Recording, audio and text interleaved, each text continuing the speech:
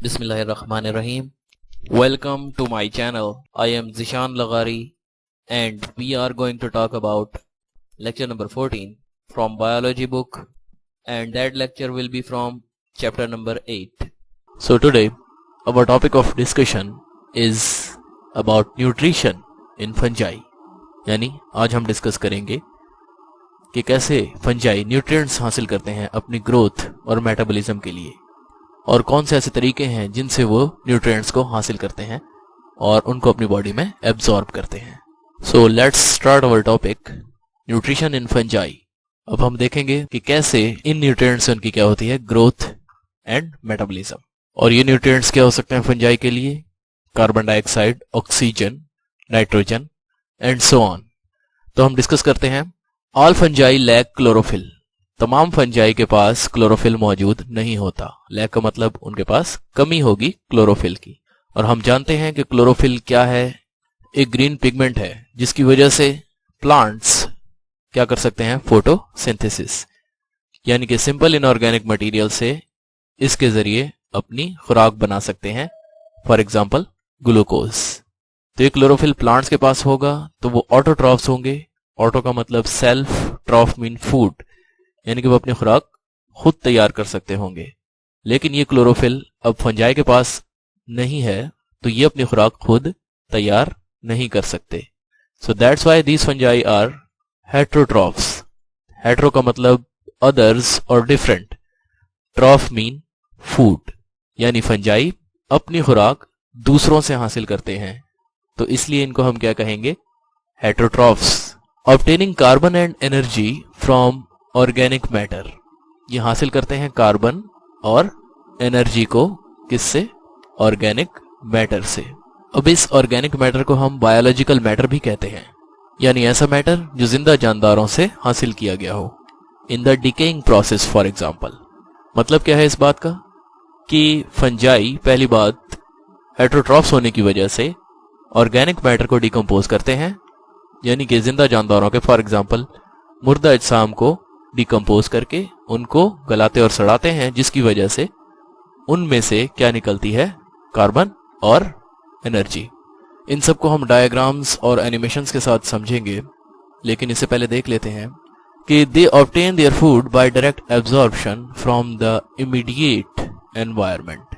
यानी कि वो अपनी खुराक को हासिल करते हैं डायरेक्टली एब्जॉर्ब करके, जज्ब करके उनके आसपास के माहौल से.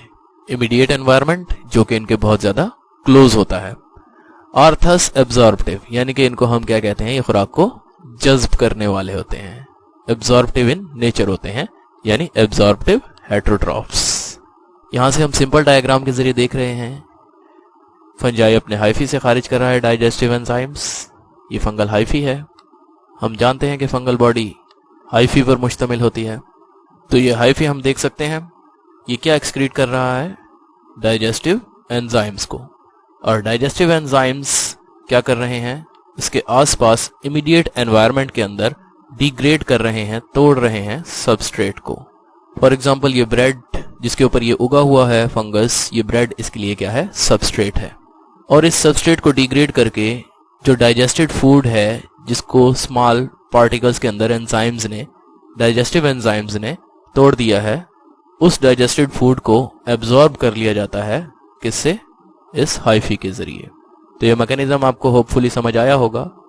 हमने मोस्टली डिटेल डायग्राम्स के जरिए समझी है, तो यहां से हम इसको रीड भी कर लेते हैं. Most fungi are saprotrophs. Saprotrophs वो होते हैं जो डेड ऑर्गेनिक मटेरियल को, यानी कि मुर्दा अजसाम को अपने लिए न्यूट्रिएंट्स का जरिया बनाते हैं. और उनमें सेप्रोट्रॉफ्स हम कहेंगे मोस्टली क्या होते हैं? डिकम्पोजर्स होते हैं, यानी कि मुर्दा अजसाम को गलाते और सड़ाते हैं जानदारों के, और उनसे क्या हासिल करते हैं? Food for energy and carbon dioxide and nitrogen.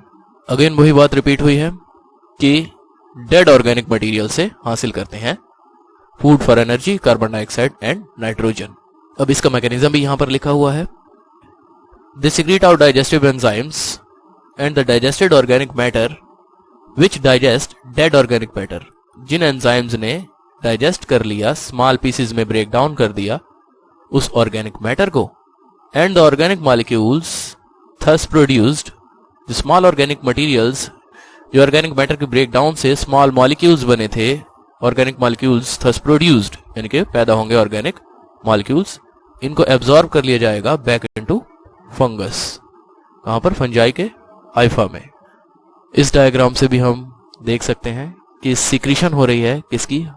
Hydrolysis enzyme की, यानी कि ऐसे एंजाइम्स जो लार्ज ऑर्गेनिक सब्सटेंसेस को ब्रेक डाउन कर रहे हैं। ये आपके सामने क्या है? एंजाइम्स जो कि फंगल हाइफा से सिक्रीट हुए हैं, और इन एंजाइम्स ने ये लार्ज ऑर्गेनिक सब्सटेंसेस को हम देख रहे हैं, ये क्या कर रहे हैं? ब्रेक डाउन, और ब्रेक डाउन करके इनको स्मॉल ऑर्गेनिक सब्सटेंसेस के अंदर कन्वर्ट कर रहे हैं। तो ये स्मॉल ऑर्गेनिक सब्सटेंसेस जो फंगस है वो क्या कर रहा है? एब्जॉर्ब कर रहा है, ताकि उनसे न्यूट्रिएंट्स और energy, carbon dioxide, nitrogen, oxygen etcetera, ये एलिमेंट्स हासिल कर सके अपनी ग्रोथ के लिए। ये फर्स्ट स्टेप था, ये सेकंड स्टेप आप देख सकते हैं, और यहाँ पर ये एब्जॉर्प्शन का थर्ड स्टेप है। अभी हमने सैप्रोबिक फंजाई के बारे में देखा कि कैसे वो डाइजेस्टिव एंजाइम्स को सिक्रीट करते हैं और ऑर्गेनिक मटेरियल को एब्जॉर्ब करते हैं। तो यहाँ से हम देख सकते हैं कि सैप्रोबिक फंजाई, उनमें सलाहियत होती है कि वो खुद को एंकर कर सकें। एंकर का मतलब क्या होता है? फिक्स कर सकें। कहां पर?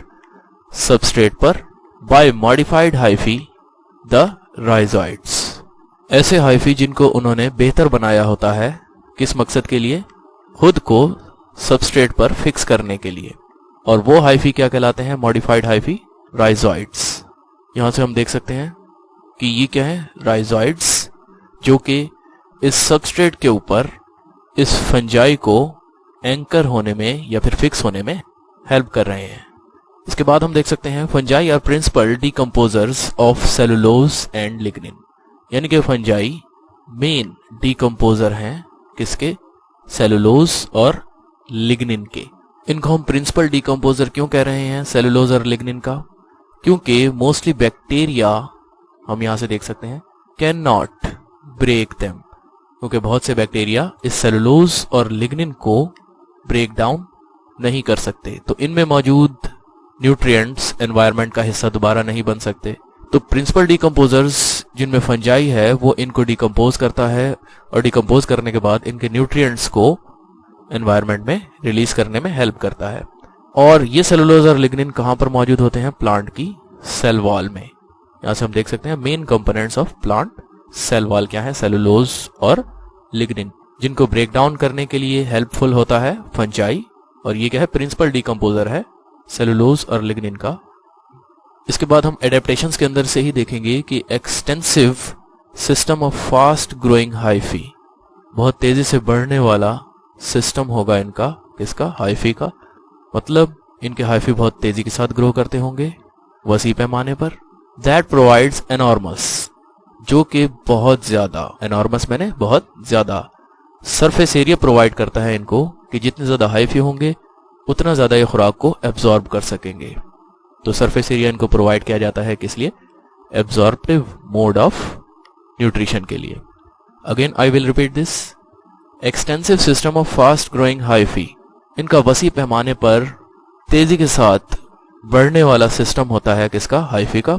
और जो हाइफी बहुत तेजी के साथ बढ़ते हैं तो इनको बहुत ज्यादा रकबा देते हैं, सरफेस एरिया देते हैं, ताकि ये खुराक को अपने अंदर एब्जॉर्ब कर सकें। जैसे जैसे हाइफी बढ़ते जाएंगे वैसे वैसे ये फंजाई, हम कह रहे हैं, अपना सरफेस एरिया इंक्रीज कर रहा है, और उसी तरह से फिर ये सबस्ट्रेट को एब्जॉर्ब करता जाएगा। अगर ये फंजाई की कैरेक्टरिस्टिक्स के हवाले से इंपॉर्टेंट एक और पॉइंट है कि saprobic fungi along with bacteria, saprobic fungi bacteria के साथ क्या होते हैं? मेजर डीकंपोजर है।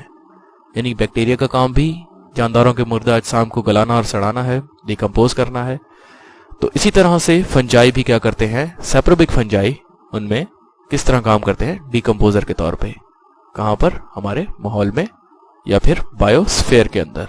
अभी तक हमने देखा कि न्यूट्रिशन इन फंजाई के बारे में, हमने जो एग्जाम्पल फंजाई की क्योट की है वो फंजाई क्या है? सैप्रोट्रॉफ्स हैं, और उनको हम क्या कह सकते हैं? They can also be called as saprobes यानी कि मुर्दाखोर, जो किस तरह फंक्शन करते हैं एज डिकम्पोजर्स। अब यहाँ से हमने देखा कि हमारे इकोसिस्टम में, हमारे बायोस्फीयर में, हमारे माहौल में सैप्रोबिक फंजाई बैक्टीरिया के साथ क्या है, मेजर डिकम्पोजर्स हैं और ये कंट्रीब्यूट करते हैं, हिस्सा मिलाते हैं किसमें, रिसाइकलिंग ऑफ एलिमेंट्स के अंदर, यानी कि इन एलिमेंट्स को दोबारा इस्तेमाल के काबिल बनाने में हेल्प करते हैं। फॉर एग्जांपल ये एलिमेंट्स ऑर्गेनिजम्स की बॉडी के अंदर ट्रैप हुए होते हैं, तो ये उनको एनवायरनमेंट में रिलीज करते हैं, carbon, nitrogen, phosphorus, oxygen and hydrogen. और ये एलिमेंट्स कौन इस्तेमाल करता है, again living things. For example carbon environment में कार्बन डाइऑक्साइड की सूरत में अगर होगी तो ही उसको प्लांट्स एब्जॉर्ब कर सकेंगे और फोटोसिंथेसिस में यूज कर सकेंगे for the formation of glucose. अभी तक हमने सेप्रोट्रॉफिक मोड ऑफ न्यूट्रिशन देखा फंजाई का। अब हम दूसरे मेथड्स को भी स्टडी करते हैं जिससे फंजाई न्यूट्रिएंट्स हासिल कर सकता है, जिसमें हम देख रहे हैं सम फंजाई आर पैरासाइट्स। कुछ फंजाई पैरासाइट्स होते हैं। पैरासाइट्स मीन्स जो दूसरों से खुराक लेते हैं और बदले में दे मे और may not harm that organism, यानी कि उसको नुकसान पहुंचा भी सकते हैं और नहीं भी, तो उनको हम क्या कहेंगे, पैरासाइट्स। कुछ फंजाई पैरासाइट्स के तौर पे भी फंक्शनल हैं, मौजूद होते हैं। और कुछ फंजाई क्या होंगे, प्रीडेटर्स। प्रीडेटर्स का मतलब जो शिकार करते हैं। Still others are mutualist. और दूसरे फंजाई क्या हो सकते हैं, म्यूचुअलिस्ट भी हो सकते हैं, यानी कि इस तरह से फंक्शनल हो सकते हैं कि जहां पर जिस ऑर्गेनिज्म में ये रहते हैं वहां उस ऑर्गेनिज्म को फायदा पहुंचाएं और बदले में उस ऑर्गेनिज्म से फायदा हासिल भी कर सकते हैं। तो जहां पर दोनों ऑर्गेनिजम्स को फायदा हो रहा होगा उस एसोसिएशन को, उस ताल्लुक को हम क्या कहेंगे, म्यूचुअलिज्म। और वो फंजाई क्या हो सकते हैं, म्यूचुअलिस्ट। इन पैरासाइट्स को, प्रीडेटर्स को और म्यूचुअलिस्ट्स को हम डायग्राम से देखेंगे, लेकिन सेप्रोट्रॉफिक फंजाई की तरह यहाँ से हम पैरासिटिक फंजाई के बारे में डिटेल को स्टडी कर लेते हैं। पहले पैरासिटिक फंजाई एब्जॉर्ब न्यूट्रिएंट्स। ये ग़िज़ाई अजनास को जज्ब करते हैं, एब्जॉर्ब करते हैं directly from the living host cytoplasm, जिंदा होस्ट के साइटोप्लाज्म से, with the help of special hyphal tips called Historia. हम यहाँ से पैरासिटिक रस्ट फंजाई का अटैक देख रहे हैं प्लांट के लीफ पर, और यहाँ से भी हम रस्ट फंजाई को देख सकते हैं कि कैसे ये लीफ सेल्स के एरिया में मौजूद है। और यहाँ से हम हिस्टोरिया या फिर हम हिस्टोरियम को देख रहे हैं। हमने देखा कि राइजोइड्स जो मॉडिफाइड हाइफी थे वो सबस्ट्रेट के अंदर फंजाई को फिक्स करने में हेल्पफुल थे, लेकिन यहाँ से हम हिस्टोरिया को देख रहे हैं कि इसका काम क्या है कि ये प्लांट सेल नजर आ रहा है, इसके अंदर ये साइटोप्लाज्म है जिसके अंदर ये पेनिट्रेट हुआ है और यहाँ से न्यूट्रिएंट्स को एब्जॉर्ब कर रहा है। और यहाँ से भी हम सेल के अंदर साइटोप्लाज्म में हाइफी को देख सकते हैं। अभी हमने देखा कि कैसे पैरासिटिक फंजाई एब्जॉर्ब करते हैं न्यूट्रिएंट्स को, किससे, लिविंग होस्ट से। फॉर एग्जांपल वो होस्ट प्लांट हो सकता है, यानी कि जिससे वो खुराक हासिल कर रहे हैं वो उनके लिए क्या है, होस्ट है। और किसकी मदद से, स्पेशल हाइफल टिप्स के जरिए। और उन स्पेशल टिप्स को हम नाम देते हैं हिस्टोरिया। तो राइजोइड्स मोस्टली हम कहेंगे फिक्सिंग के लिए हेल्पफुल होगा फंगस को सबस्ट्रेट पर, उसको जमाए रखने के लिए। और हिस्टोरिया जो थ्रेड लाइक स्ट्रक्चर हो सकते हैं वो न्यूट्रिएंट्स को एब्जॉर्ब करने में हेल्पफुल होंगे।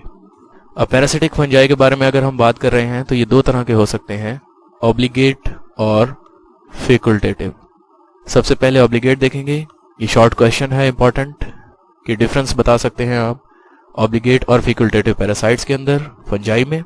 तो ऑब्लिगेट का मतलब होगा ओबे करने वाला, ऐसा पैरासाइट जिसका होस्ट जिससे वो खुराक ले रहा है अगर वो लिविंग है तो वो पैरासाइट भी लिविंग है, तो वो ओबे कर रहा है। अगर वो होस्ट डेड हो गया जिसके ऊपर वो ग्रो किए हुए था फंगस, उसकी ग्रोथ भी स्टॉप हो जाएगी। यहां से हम इसको रीड कर लेते हैं। Obligate parasite can grow only on their living host. Obligate parasite grow कर सकता है, सिर्फ बढ़ सकता है सिर्फ जिंदा होस्ट के ऊपर। और होस्ट फिर से आपको बताया कि जिसे वो न्यूट्रिएंट्स ले रहा है, फंजाई वो उसके लिए क्या है, फंजाई के लिए होस्ट है। And can not be grown on available growth culture medium, यानी कि उसको बढ़ाया नहीं जा सकता, उसको ग्रो नहीं करवाया जा सकता किसी आर्टिफिशियल मीडियम के ऊपर। उसको ग्रो करने के लिए लिविंग होस्ट की ही जरूरत होती है बढ़ने के लिए। इसकी एग्जांपल्स में हम देख सकते हैं various mildews and most rust species और ऑब्लिगेट पैरासाइट्स। ये आपने एग्जांपल्स याद रखनी है, शॉर्ट क्वेश्चन में लिखनी पड़ेंगी। यहां से हम पाउडरी मिल्ड्यू का हमला देख रहे हैं, किसके ऊपर, प्लांट लीफ पर। ये फंगस की वजह से इसकी अपीयरेंस ऐसी हो गई है, ये पाउडरी मिल्ड्यू है। रस्ट फंजाई का हमला हम देख चुके हैं प्लांट के ऊपर।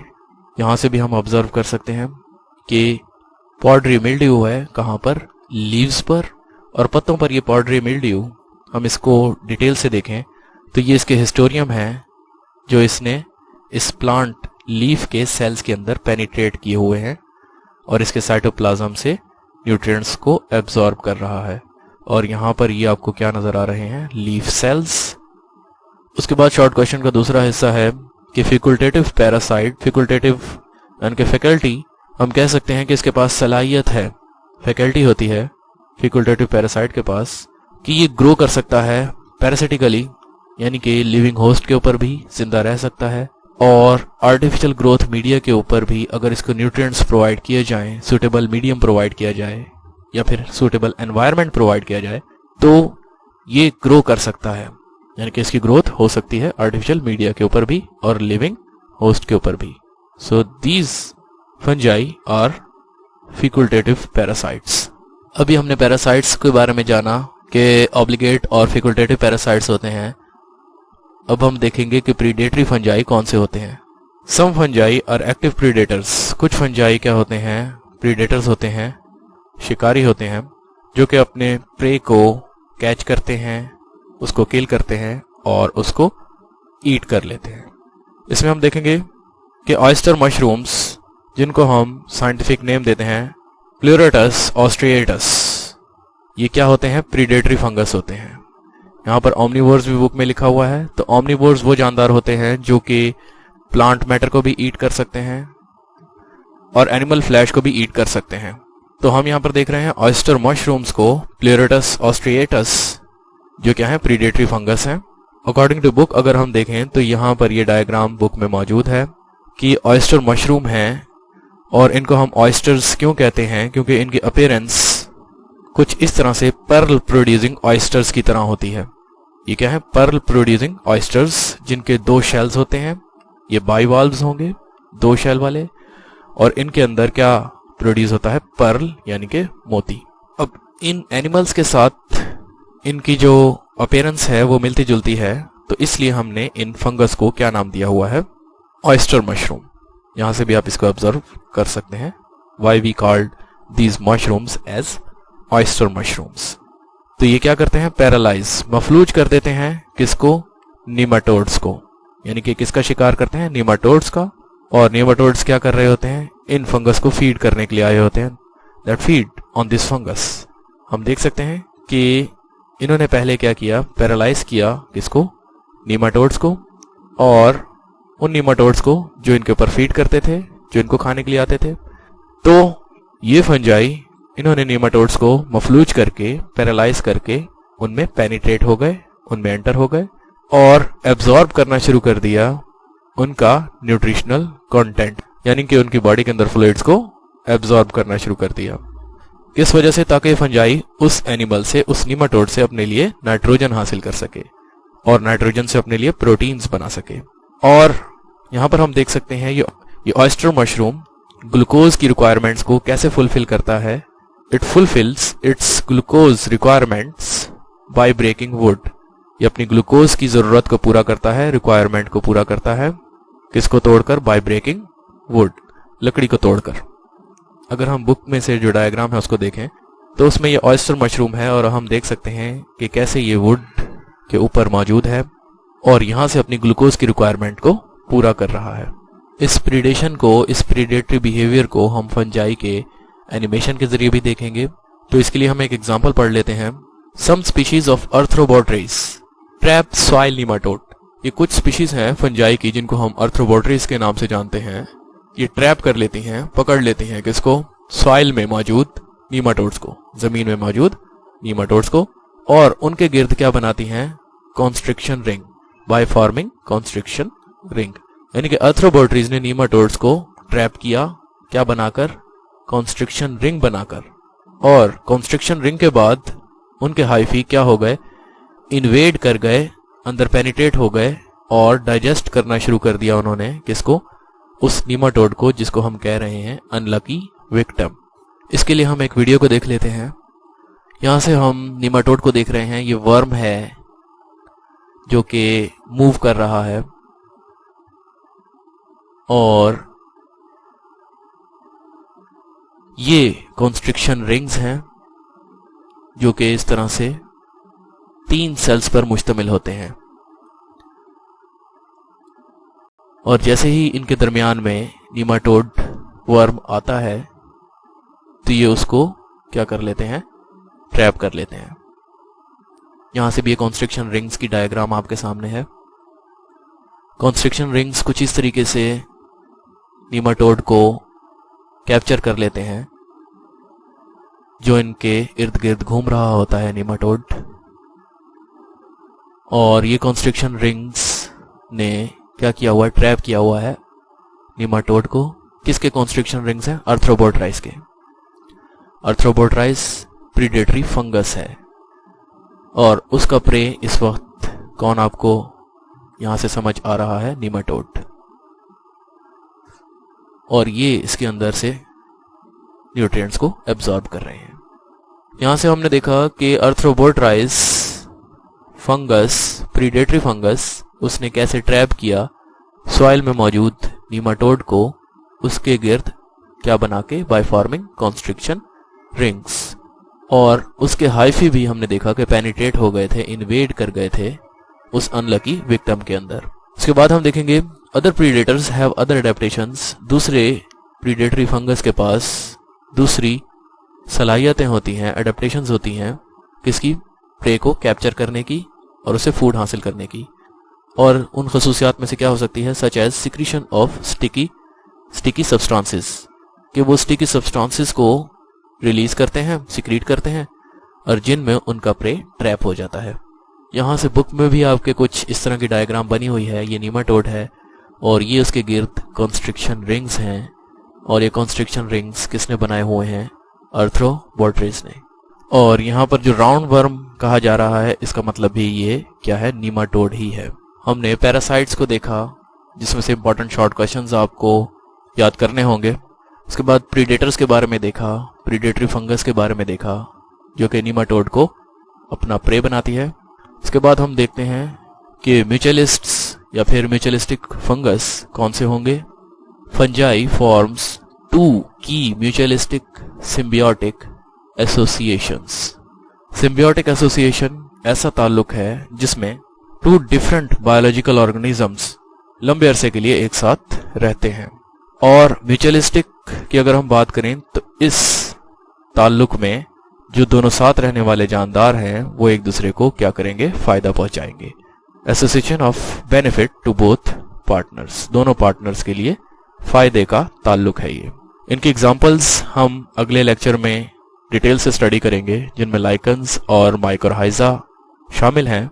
और याद रखना है आपने, न्यूट्रिशन का टॉपिक भी एज ए लॉन्ग क्वेश्चन आपसे बोर्ड में पूछा जा सकता है। फॉर एग्जाम्पल सेप्रोट्रॉफ या फिर पैरासिटिक या फिर प्रीडेटरी मोड ऑफ न्यूट्रिशन के बारे में एग्जाम्स में क्वेश्चन आ सकता है। यहाँ से हम माइकोरहाइजल एसोसिएशन के बारे में देख सकते हैं कि फंगल बॉडी माइसीलियम जो कि इस प्लांट्स की रूट्स के साथ अटैच है और इसको न्यूट्रिएंट्स को एब्जॉर्ब करने में हेल्प कर रही है और बदले में प्लांट्स इसको फूड प्रोवाइड करता है। तो इस तरह से दोनों जानदारों का फायदा जहां पर होगा, that association is mutualistic association. Wish you best of luck. Thank you.